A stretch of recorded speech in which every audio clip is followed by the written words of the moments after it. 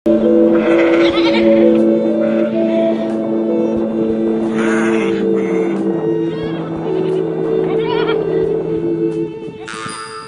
коомунда адамдын жашын, коомдогу ордун, ошол адамдын кийген кийиминен, кыз келиндердин чач өрүмүнөн эле баамдап билип коюшкан. Эл арасында кыздын 40 чачы улук деген айтымдар айтылып жүргөнү менен, заман агымына ылайык узун чачты көп баркалбай, баалабай жатабыз. Чач кишинин бир мүчөсү катары саналганы менен, анын сырткы көрүнүшү да элдик билимде маанилүү болгон. Жылкынын жалындай катуу чачтар аялдын ички өзөгү бекем, кайраттуулугунан кабар берген. Жумшак, уяң чачтар мээримдүү, жоопкерчиликтин жарчысы болгон.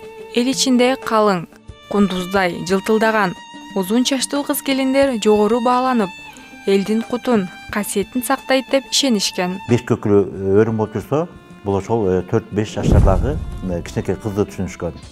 Ал эми кыз бир 10-11ге толуп, ошол турмушка чыгууга жакындап калган мезгилде бул 8-8ден 16 өрүм тыштаган. Бул ошол кыз бойго жетип калган мезгил.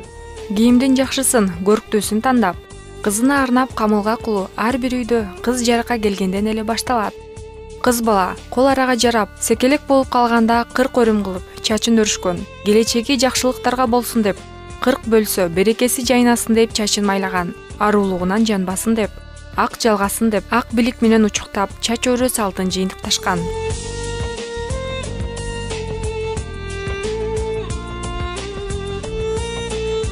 Өзүнүн төркүнөн узап, ошо кай журтуна барып, келин болгону, келин болуп барганы 40 өрүм жазылып, кайра бул 2 өрүм болуп өрүлгөн. Бул анын ушул келин экендигин, турмушка чыккандыгын билдирген. Чач кыркуу кыргыз салтында жоосунсуз жорук деп эсептелген. Ошондуктан чач кеспе, рызкыңды кесесиң деген ишенимдер болгон. Бир жамандык болуп, кырсык болуп, өзүнүн ошо күйөөсү, жолдошу каза болуп калса, бул 1 өрүм кылып ишталган. Анан ошол айылга келген адамбы, үйгө келген мейманбы, ошол үйдүн ошол кызыбы, келиниби, ошо турмуш жесир калган жолдошу каза болуп калган адам экендигин, адамбы ушуну билип коюшканда, ал эми ошол күйөөсү каза болгон күнү чачы жайылган. Аялдын куту чачында кармалса, аялдын эле эмес, кыргыздын куту кыздарынын чачында сакталса, анда качкан касиетти кайтарып алуу, мындан аркысына улантуу балким кыргыз кыздарынын колундадыр. Назгүл Чуроева, Нурсултан Усмунакунов, Кутмантан көрсөтүүсү.